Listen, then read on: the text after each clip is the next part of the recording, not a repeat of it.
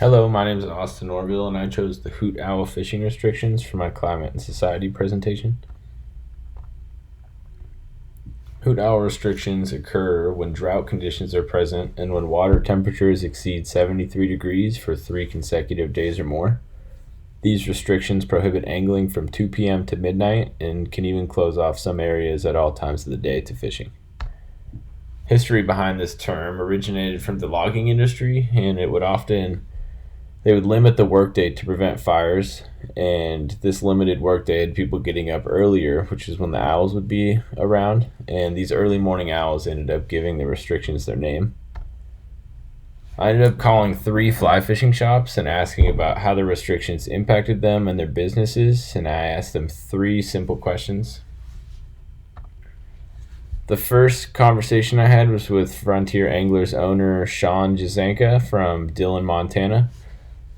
We talked about impacts, adaptations, and the future issues, but one thing that stood out to me about our conversation was that just in general, he had less guides working and less water available to guide on, which he really made a big point that was definitely a problem for him throughout the season.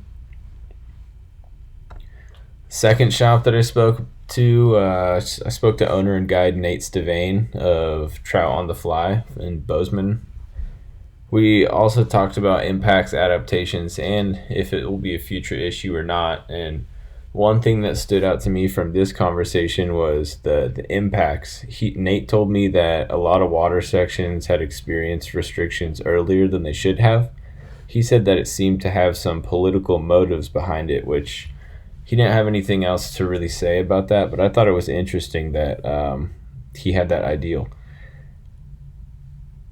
The third trout shop I talked to was in Stevensville, Montana, and this is more of an outfitter and guide service. But I spoke directly with the owner, Brooks Jessen, and we talked also again about impacts, adaptations, and will it be a future issue.